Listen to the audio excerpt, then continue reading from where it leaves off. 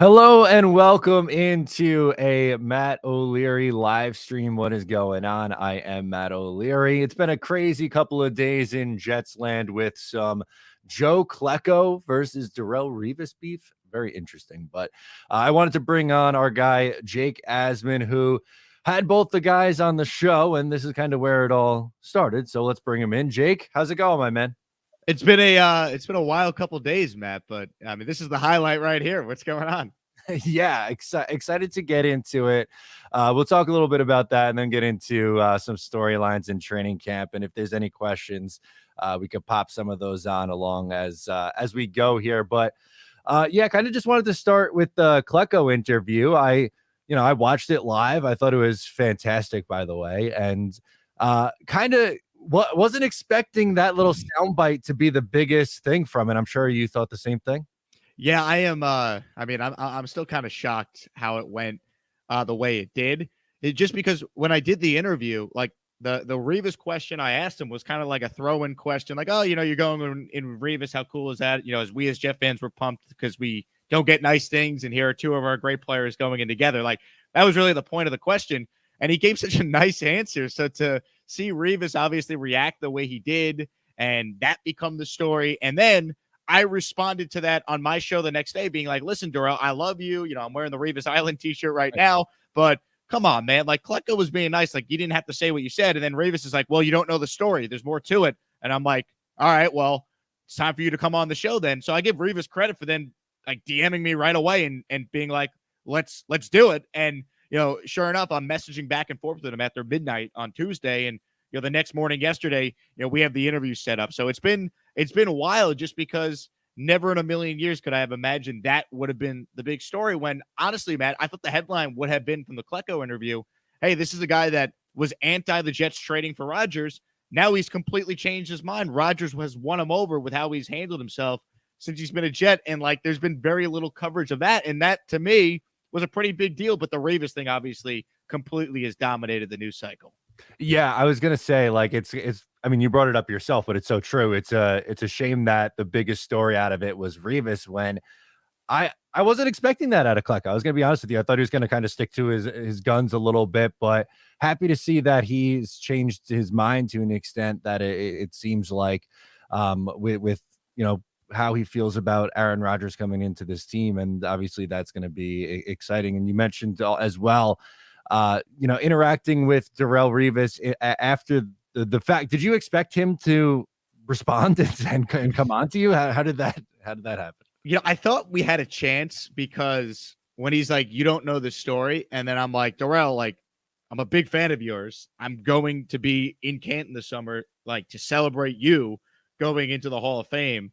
And like in the clip he responded to, I even said, like, you don't need to tell anyone you're the GOAT. Like, we all understand, like, objectively, you are the greatest defensive player, I would say, in the history of the Jets. So I think he knew I was a Jet fan, and he realized, like, maybe where I was coming from.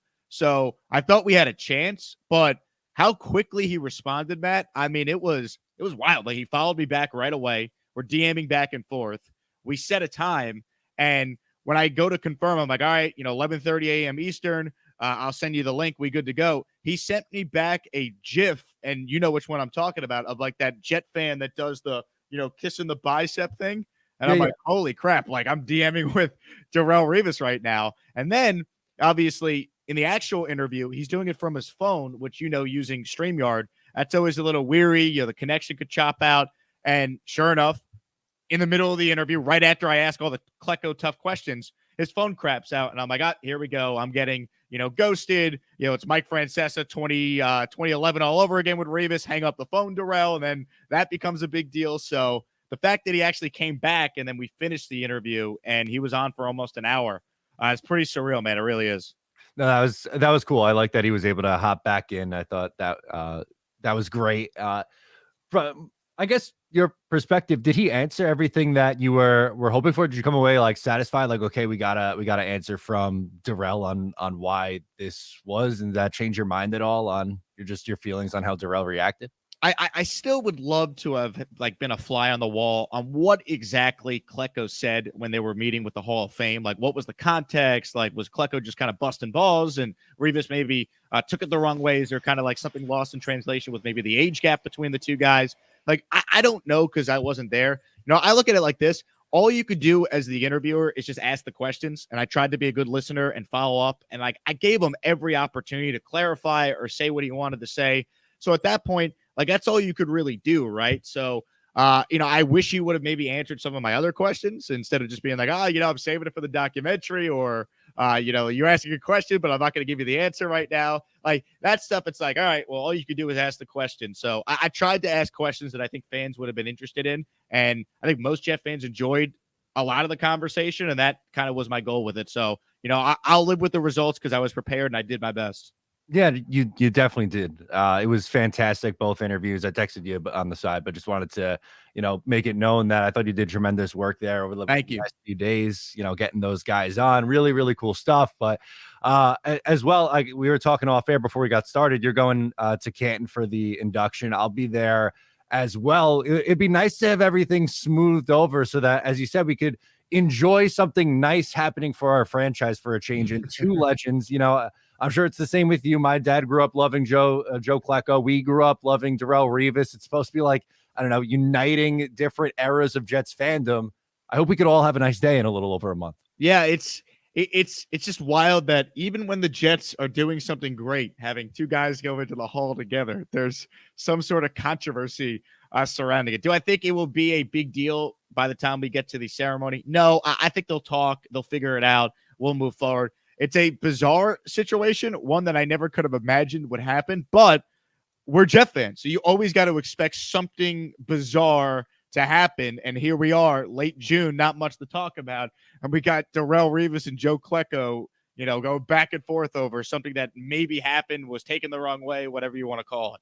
Yeah, it's absolutely nuts, but you're right. It is a quieter time right now, and selfishly, it did give us some content over the last couple days, so I do appreciate that from you. But no, I appreciate you covering it, man. You've done like a great job.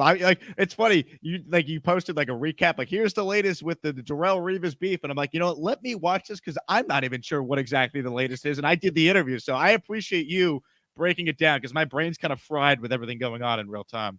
oh no, I'm absolutely, I'm sure of that. With, I guess, some storylines for the Jets going on right now. Just kind of wanted to get your take on it. If we get any questions, we could pop some of those up here on here as well. But right now, they're going to be on Hard Knocks. It feels like the NFL is kind of forcing their hand to have the Jets on Hard Knocks. Not crazy surprising with all the hype surrounding the team. Are you concerned at all with this being a distraction? Were you rooting for them to be on Hard Knocks? What's your takeaway here? So I wouldn't say I was rooting for them, but I'm certainly not rooting against them being chosen. Now, maybe I look at it differently than a lot of fans because you and I talk about this team basically every day, and it's how we have built a following on YouTube. So more Hard Knocks content is good for the bottom line, no doubt. But the last time the Jets did the show, they had their best season since, right? They went to the championship game for the second year in a row. So the idea that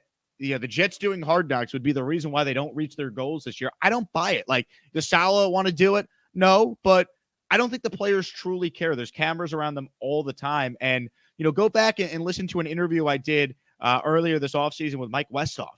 Mike Westhoff said that when the Hard Knocks cameras were around, he loved it. And a lot of times he didn't even know they were there. Like, you just get used to it. So I do not think it's going to be this big distraction that's going to prevent the Jets from, being able to get off to a good start this year. So if they do it, they do it, whatever. And I think Jet fans, ultimately, if it's done right, you're going to enjoy watching the show every week. It's going to be fun. Yeah, that's kind of how I am with it as well. I wasn't necessarily rooting for them to be on it. I think the Jets do a really good job in-house with their production that they do with the One Jets Drive and the Flight 2023s and all that stuff. But, at the same time, would I obviously tune in every single week when it's on? Yeah, of course. I want all the Jets content that I could possibly consume. I don't think it's going to be a big deal either. They had my most successful season that I remember watching was the 2010 Jets. I'm sure the same for you as well. It's like, it shouldn't really be that big of a deal. And if it is, I think that it's really more shows more about the team not being ready than anything else. Like if that's the thing that's going to derail your season, well, you probably weren't going to be good enough anyway. Right. I'll tell you what, if the Jets like underachieve or something catastrophic happens, believe me, the last thing I'm going to be saying is, oh man, it's because they did Hard Knocks. That like, no, I'm sorry. And you got me hyped for it the other day when you were posting like old Rex Ryan speeches from the show. Everyone remembers the snack speech, but I'd argue the speech at the beginning of training camp was about as good as anything in that show, right? We're leading right into the Eminem, I'm not afraid with the montage. So I got chills watching that. So, the more I watch old Hard Knocks clips with the Jets, the more I'm actually like, all right, if they do the show, let's go. It's going to be fun. Absolutely. Now, I wanted to hear from you also. Do you think Dalvin Cook's going to be on the show? Do you think he ends up joining the New York Jets? It feels like anytime any outlet tweets anything out having to do with Dalvin Cook and the New York Jets, he's liking it. Or like, I feel like it's just one big tease. Woody Johnson's been following him on Twitter now for the last little bit. Do you think this gets done? And one other tidbit, his agents, or at least one of them, is from New Jersey, and I believe grew up a Jets fan. So there's that angle with that as well. Look, do I think he's going to be a Jet? The fact that it was reported Miami has an offer on the table and he didn't take it, that tells you that the offer wasn't good enough. So if the Jets want him, I think it comes down to, can they get him at their price? We know Joe Douglas will not overpay. The only time you could really say he probably overpaid was Rodgers. And look, I don't even think that's really an overpay when you consider we all thought it'd be at least one first-round pick next year, and that's what it's going to end up being. So I look at it like this. I think they want Cook, but they're willing to wait till maybe training camp either is about to start or maybe gets underway just to see maybe where Breece Hall's at when they report, where Michael Carter's at, Zonovan Knight, and kind of go from there because, as much as we all love Breece Hall, I think you add Dalvin Cook to this team. You have you have a proven commodity in your backfield that could do a lot as both a runner and a receiver. It's not going to cost you an arm and a leg. I think there's a strong chance they end up with him. I really do. Yeah, I don't think it's going to cost a crazy amount. And if it does, I would probably steer clear at that point. I wanted to see from you as well. Do you think, or do you put much stock into some of his underlying numbers from last year? Like, do you think he's going to fall off a cliff? I saw some of the yards per attempt over expected, and some of his analytics really weren't great. So any concern there, or do you still think he has a little something left in the tank? Yeah, look, is he going to be vintage Dalvin Cook? No, but let's go back to 2010 for a moment because we were on the topic, just a minute ago. I mean, didn't we all think LaDainian Tomlinson was washed? And then he came here and he was, really effective. He had a resurgence, and yes, the O-line was really good in 2010, as we know. But I think he still has a lot left. He had 1,100 yards last year on the ground, and he had 1,400 all-purpose yards if you count his receiving yards as well. He doesn't need to do that with the Jets. Can he come in and be better than 3.5 yards per carry, which is what, Michael Carter and Zonovan Knight were last year? I think he can.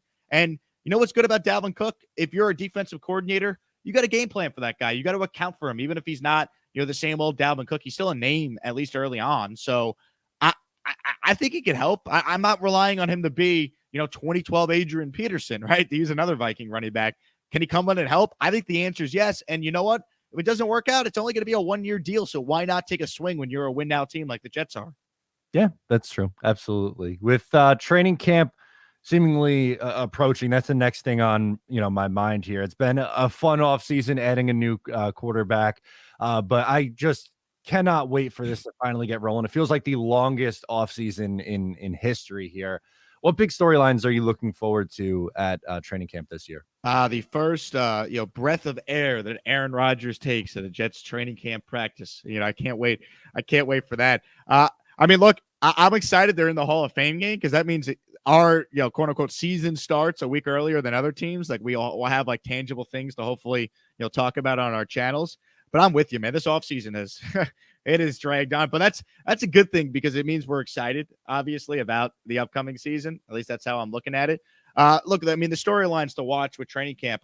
Quinn Williams, do they get the deal done before? Does it kind of linger in to the start of training camp? Can they bring back Quan Alexander again right before camp, like what they did last year after like the first day of training camp? They signed him. So I think those are the two that we're watching. I guess fans are interested in the Rodgers restructurement for his contract. That's going to get done, so I'm not really worried about that. So I think those are like the three things we're kind of looking at between now and like training camp getting underway.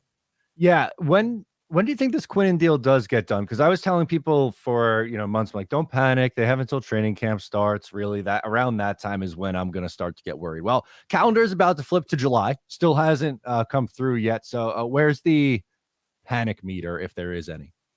If they get to like within the first week of training camp and he's still not signed, then I'm going to be like, all right, what are we doing here? But I'm not going to panic if it's not done by the first day, just because Quinn is not playing in the Hall of Fame game. Like, no one's going to play in that game. It's going to be the Zach Wilson Invitational, most likely, when we're all there watching it. So, like, you're not worried about Quinn Williams being ready for that because you have the extra week to get ready for that specific Hall of Fame game.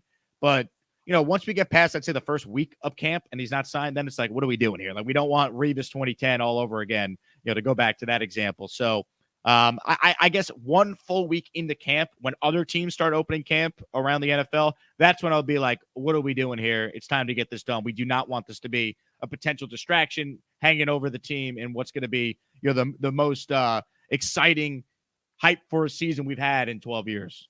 No, exactly. With everything that you have going for you right now, new quarterback, expectations sky high. You draft someone third overall, they live up to the hype.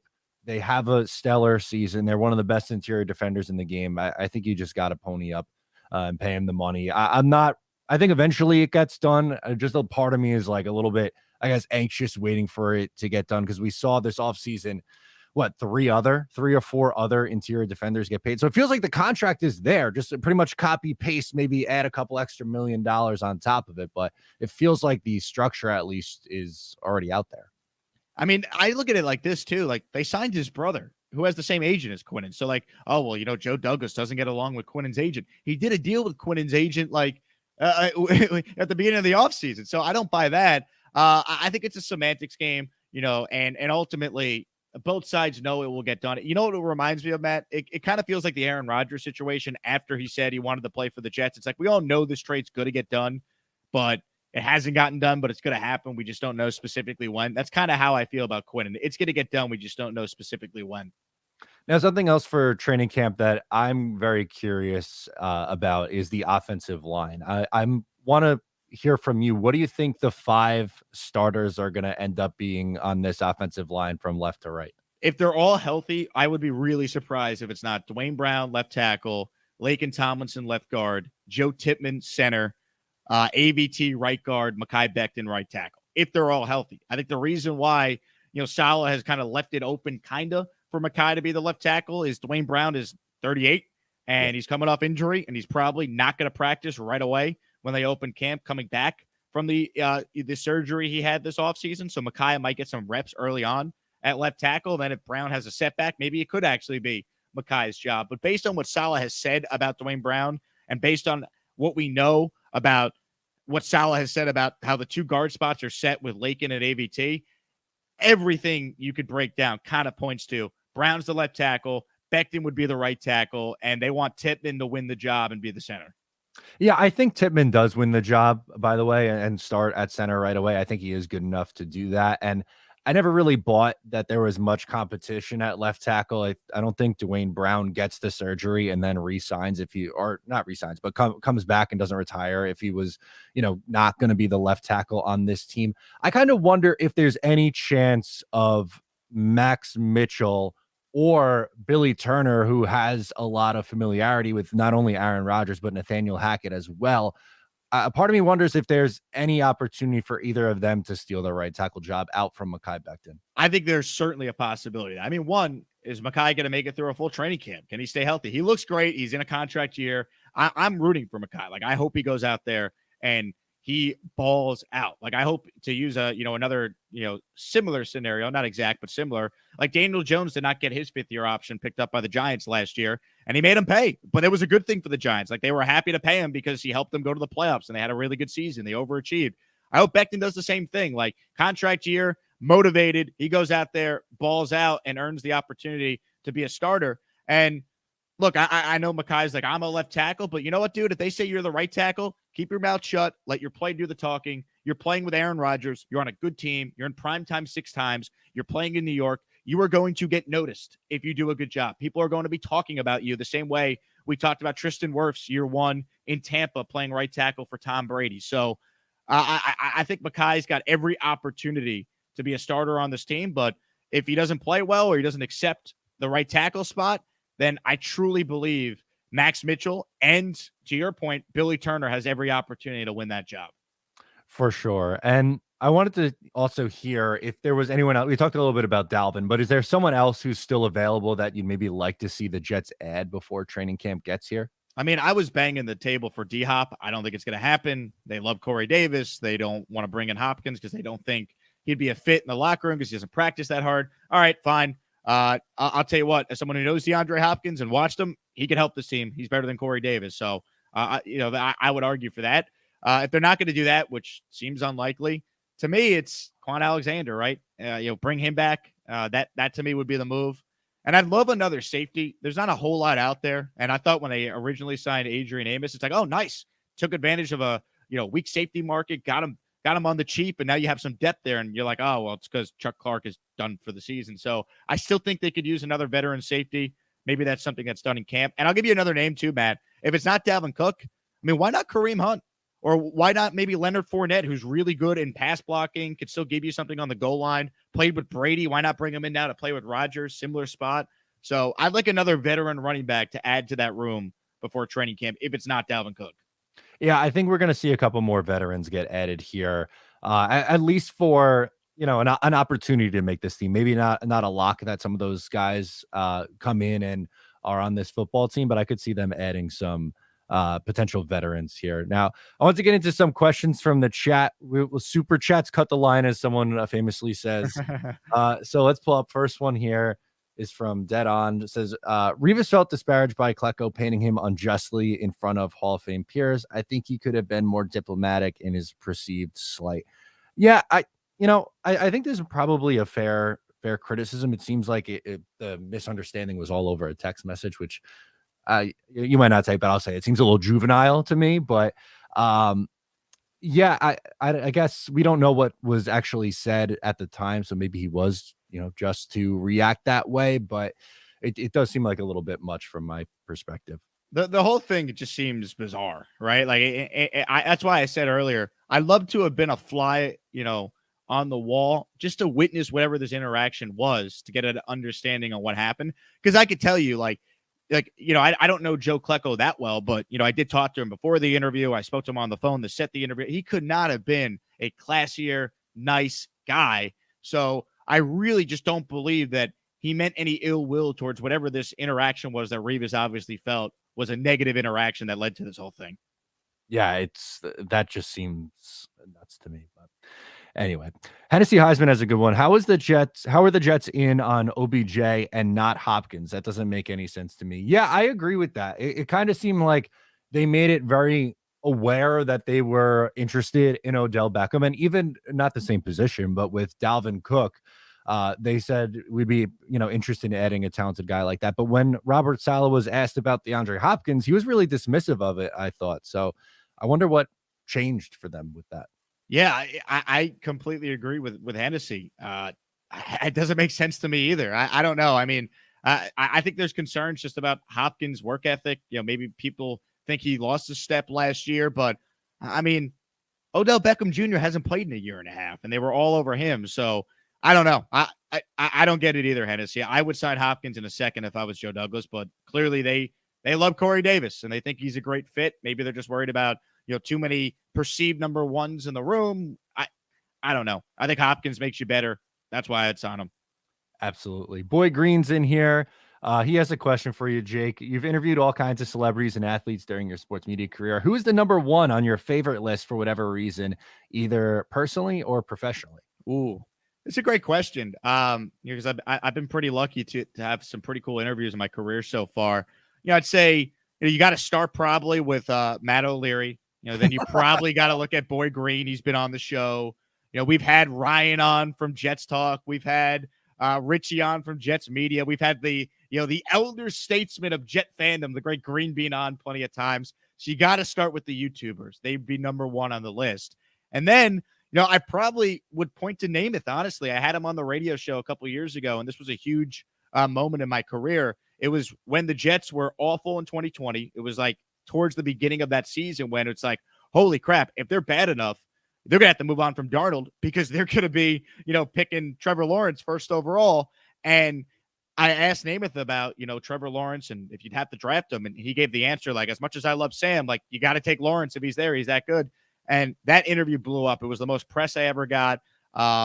It was the cover of Newsday, which, is a Long Island guy, Matt, like you. That's the hometown paper. So that was pretty cool. It's like, Namath says Jets need Lawrence. And it's like on the Jake Asman show, Joe Namath said, and like that was pretty surreal, especially because, the reason why I'm a Jet fan today is because my grandpa had season tickets at Shea, brought my dad, whose favorite player as a young kid was Namath. So it was kind of like a full circle moment for me. So I think I'd point to that interview, but there's been so many good ones, so it's tough to kind of narrow it down. Yeah, that's unbelievable. And to get covered by Newsday, the hometown paper, that adds a little bit extra on it. I know the question was for Jake, but for me to chime in a few years ago, I know Jake, you're a big Islander fan. I had the opportunity to interview Dennis Potvin. Nice. And I was just so really taken back by how kind he was and really gave me the time of day and treated me with a ton of respect and like I said, gave me the time. But yeah, talking with Dennis Potvin I think is very high up on the list. 1B though is having Jake Asman on as mentioned there. But yeah, definitely some good ones. Jesus Jerry and Vodka wants to know what your thoughts are your new nickname, Spicy Jake Asman. Yeah, Revis calling me spicy was a pretty cool moment. Honestly, I do think me bringing up the Richard Sherman stuff in the interview and Revis kind of talking about why he didn't like what Sherman was saying about their like perceived rivalry should be something that could get more attention if people weren't so focused on obviously the Klecko storyline from that interview. So that was kind of funny. But yeah, I mean, it's a true story. Richard Sherman has had me blocked on Twitter for like 8 to 10 years, whenever that whole thing was, because he was running his mouth saying he's better than Revis, this, and that. And I'm like, you're not, dude. You were a zone corner, played one side of the field. If you watched Darrelle Revis, and we as Jet fans did because we watched every snap of every game, you needed to watch that to appreciate what he did. Like the reason why Darrelle Revis doesn't have lofty stats is because no one looked his way. They didn't bother. He was too good. So I took offense to that years ago, and Revis calling me spicy I thought was a funny moment. So I love it. Call me spicy all you want, Darrelle. Now, a peek behind the curtain. Is there anybody else maybe famous like a Richard Sherman that has you blocked on Twitter? Any other good ones? Yeah, LeBron James has me blocked, man. Is there a backstory with that one? Yeah, I mean, he's a fraud, so I called him out on that. So it's it's right after the Dodgers won the World Series in the COVID year, and I think LeBron tweeted like, "Oh, like we need a big parade for the Dodgers and our squad," because the Lakers obviously won the other championship in the bubble. And I'm thinking to myself, like, this guy is the worst. He says he grows up a Yankee fan. He's at a Yankee Indians playoff game in 2007 wearing a Yankee hat. Then you fast forward to 2016. He's at the World Series wearing an Indians jersey, pretending like he's Mr. Cleveland Indians. And I'm thinking to myself, now he goes to LA. He's wearing the Dodgers gear. I'm just like, come on, man. Like, stick to your team. Stop trying to pretend like you're, Mr. LA now. Like, you're just pandering. So I sent him a tweet. It was kind of a joke. It was like a screenshot of him wearing a Yankee hat and an Indian jersey. And I just wrote, "Oh yeah, huge Dodger fan." And he blocked me instantly, like within a minute of the tweet being sent. So I'm blocked by LeBron. So that's probably the most famous person that has me blocked. Wow. That's a good one. I don't have any Todd Frazier has me blocked, but that's probably really. Yeah, I think as a Met fan, I think he searched his name. I was like, get Todd Frazier off my team when he was struggling. I think that's what did it. This is also really niche, and it's going to go back to me when I covered the Islanders more in depth. But former prospect and Islander Michael Dell Cole. So I wrote an article about him, and I was like, I think it's time we call him a bust. And his dad went after me on Twitter. And I had a few exchanges back and forth, and then I quote tweeted him. I said, "It's very odd that someone with the last name Dow Cole didn't like my article about Michael Dow Cole. That's funny. Being a bust," and then immediate block. So that was kind of the running gag for a few years on Isles Twitter that Gus Dow Cole had me blocked. So I've never had a dad of a player go after me, but I did have a relationship with Zach Wilson's dad, Mike. He followed me. We kind of would DM back and forth, and he unfollowed. He didn't block me, I don't think, but he unfollowed me, obviously, because I know the Wilson family tuned into my show, and obviously I had to call it how it was. Like, I had to criticize their son because of his play on the field. Not personal, but they no longer, I think, engage in my content because of that. So it happens. If you're doing your job, you got to be honest. Yeah, I won't I don't want to say who, but someone from the Wilson family has also been in my DMs a few times. So that's not super Yeah. surprising that they had a reaction like that. But unfortunately, you're right. Like you gotta call it like it is. It would be disingenuous if we just came up here and said everything is fine every single time, no matter what, just because it's the Jets and that's the team we like. Yeah, and like, I tried to defend Zach at times last year. Like during the winning streak, I was like, look, he's not playing great, but they're winning. He's not turning the ball over. Like, we've had nothing as Jet fans for years. I'm going to enjoy, the wins right now. And it was like, oh, you're a Wilson truther, this and that. And then the funniest thing is, then I start criticizing Zach. I support the Jets for benching him for Mike White, and then the Wilson truthers who tuned into my show were like, oh, you just a Zach hater. How dare you think that it's Zach Wilson's fault? And I'm like, which is it? Am I pro Zach Wilson or am I anti Zach Wilson? Oh, wait, I'm just a Jet fan who calls it how it is. I try to just give you my opinion. That's what I do. And I just found it funny how it went from one side of the aisle to the other, just because I was just trying to be honest with what I was watching. The same exact thing, pretty much word for word, happened with me because early on in the season, it was more like, all right, I'm willing to give it time. I think it's still too early. And then you had the people who were saying, no, like Zach is done. Like this guy stinks. And I had people even last year, like after the Houston games, what was that? Like his 6th career NFL game. They're saying like this guy's a bust. And then a year later, DMing me saying that, oh, like, see, I told you way back when that he was really, I'm like, this is nuts. And then I say like, okay, like Mike White should be starting. And then you had the Wilson truthers come out and be like, oh, you've always hated Zach Wilson. Like, well, you can't win here, Jake. No, you can't, because people want to hear what they want to hear. And it's tough. I will say, doing radio in a market like Houston and doing the YouTube stuff, you kind of, I don't want to say like you don't read the mean comments because you see it, but in a way you do get a little desensitized to like people talking crap to you, just because it's like, like you just get it so much. You kind of just got to eat it. Like, oh, you're going to make fun that my last name is Asman. I've never heard a joke about that before. Like, oh, you're going to make fun of me because I have red hair. Like, Matt, this, like, oh, I've never heard that one before. Like, you really got me there. So it's like, you kind of just like learn to just deal with it, One of my favorite Twitter gimmicks that you have is when someone says something negative, you can say another satisfied customer. I don't know why, but that always just gets me. I think that's hilarious. Yeah, I just like, I love it. Like someone called me like the worst. It was like Jake Asman was like the worst media member in Houston. And I'm like, all right, this is kind of funny. So I like to respond to it because it's like, what am I supposed to say to that? Like, actually you're wrong. I'm probably bottom 3, but I don't think I'm actually the worst. Like, so I just thought, yeah, another satisfied customer. There you go. There we go. Kuka Lake Jet fan says that you're his favorite Jets content guy. I'm 7, so top 7, I'll take it. But that's pretty good. You're number 1 on Kuka Lake Jet fans list. Hey, congrats there. All right. Well, you know what? It's nice to be number 1. And look, being in the top 7, that's pretty good. Have you seen the amount of Jet YouTubers that exist now? It is insane how many people create Jets content, man. We might suck for the last 12 years, but I can tell you there's probably no fan base that has more like content creators than the Jets.